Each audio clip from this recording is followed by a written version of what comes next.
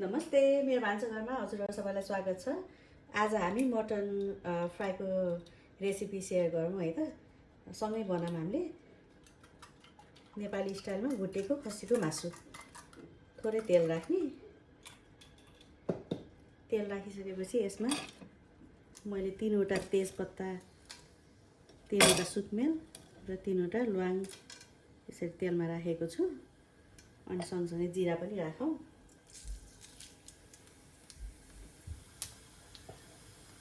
Gas चाहिँ अलि medium गराएको छु मैले।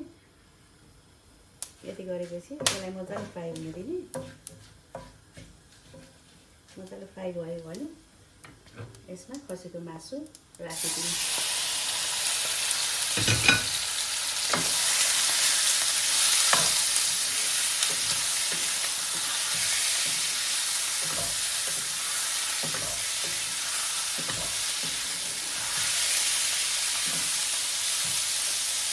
मासु राखिसकेपछि थोरै स्वाद अनुसार नुन पनि राखौँ।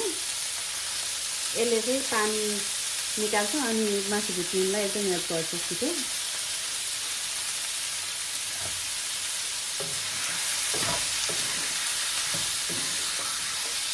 अब यसलाई मजाले हाई हिटमा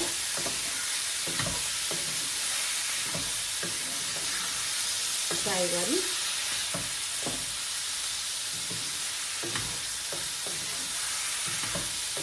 अलिअलि कलर चेन्ज हुन थालेको छ। यसलाई रातो हुने गरी भुट्नुपर्छ। केही पनि मसलाहरू नराखिकन। मसला राख्यो भने चाहिँ जल्ने डर हुन्छ, छिटो मासु भुटिँदैन। अनि भुट्ने भाँडा पनि अलिक ठुलो लियो भने चाहिँ भुट्न एकदम सजिलो हुन्छ। त्यही भएर मैले अलिक ठुलो कराई लिएको छु आज मासु भुट्नको लागि।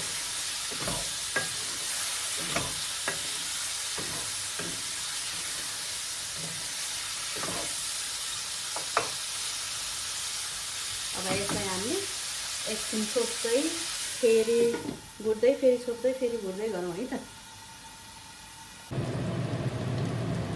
10 मिनट जति छोपी भुटेपछि यस्तो भएको छ, रातो भएको छ। अझै यसलाई अझै एकछिन रातो हुने गरौँ त।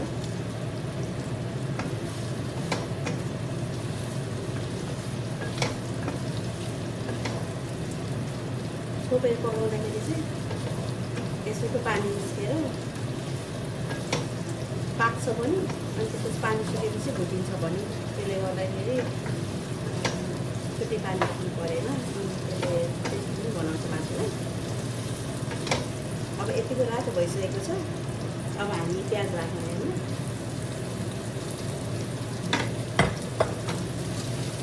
अब प्याज र मासु सँगसँगै भुट्नुपर्छ एकछिन। सुरुमा प्याज हाल्दा भुट्यो भने मासु राम्ररी भुटिँदैन, प्याज जल्छ।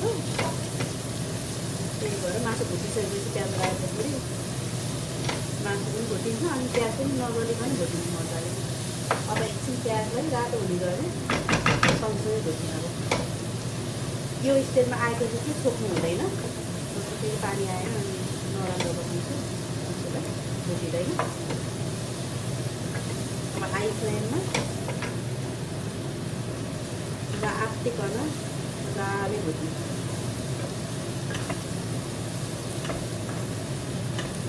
यसमा हामीले अहिलेसम्म मसलाहरू केही पनि राखेको छैन। इभन बेसन पनि राखेको छैन।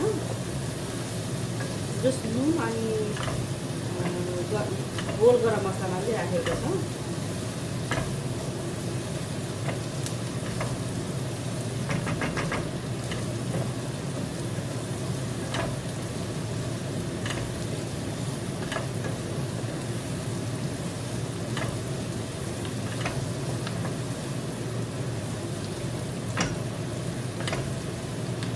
भुट्न थालेको अब 3 मिनट जति भइसक्यो।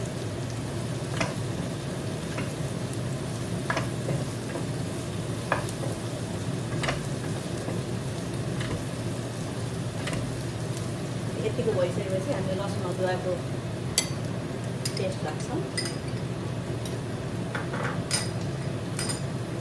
लसुन अदुवा राखिसकेपछि यसलाई पनि काँचो फ्लेभर जाने गरेर मजाले नास्तिकन भुट्नुपर्छ।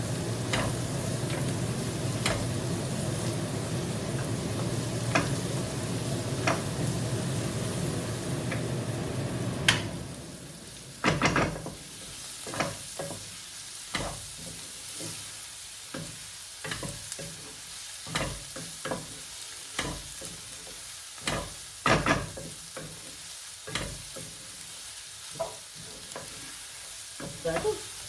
अब यसमा हामी थोरै टमाटर, मैले चाहिँ एउटा मात्रै टमाटर राखेको छु।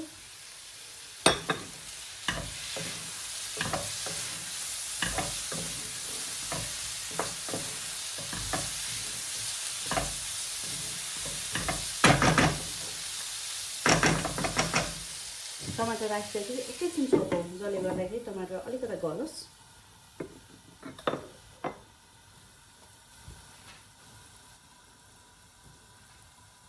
टमाटर हालेर पकाएको पनि एकछिन भइसक्यो। टमाटर मजाले गलिसकेको छ।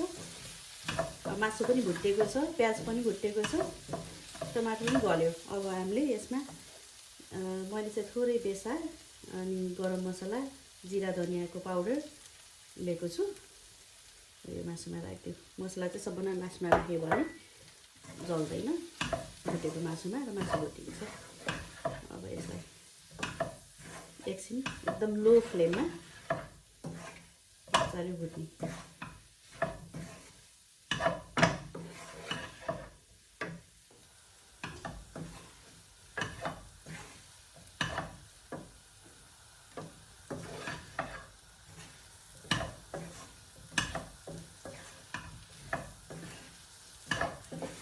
मसला मजाले भुट्यो भने अनि हाम्रो मासु पनि रेडी हुन्छ।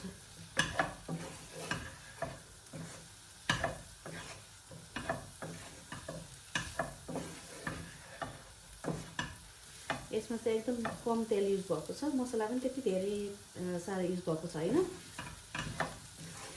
त्यही भएर यसलाई खाँदाखेरि त्यति डराउनु पनि पर्दैन।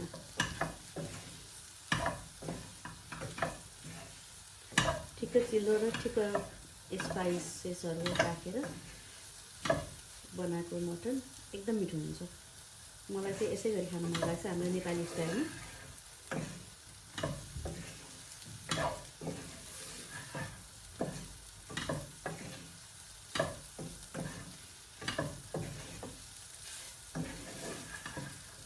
तपाईँहरूलाई पिरो खान मन लाग्छ भने चाहिँ यो स्टेजमै आएर थोरै खुर्सानीको धुलो अथवा हरियो खुर्सानीलाई पनि काटेर राख्न सक्नुहुन्छ।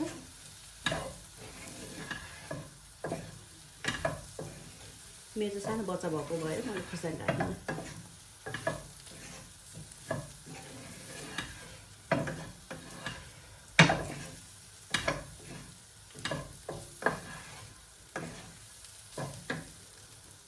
अब चाहिँ पाके जस्तो छ मासु।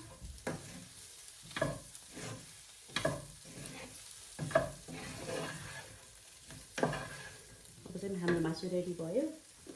अब ग्यास बन्द गरौँ र सर्भिङ बोलमा ट्रान्सफर गर्दैछु मैले मासुलाई। मैले चाहिँ यहाँ बोनलेस मासु लिएको छु। तपाईँहरूले चाहिँ आफ्नो इच्छाअनुसार विथ बोन, बोनलेस जस्तो खालको मासु पनि बनाउनु मिल्छ यसै गरेर।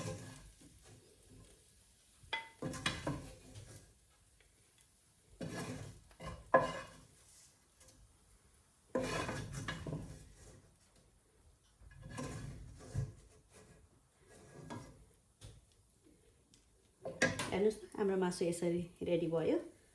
हेर्दाखेरि पनि एकदम मिठो खाउँ भएको छ। यसै गरी तपाईँहरूले पनि भातसँग, चिउरासँग, रोटीसँग, जेसँग पनि इन्जोय गर्न सक्नुहुन्छ।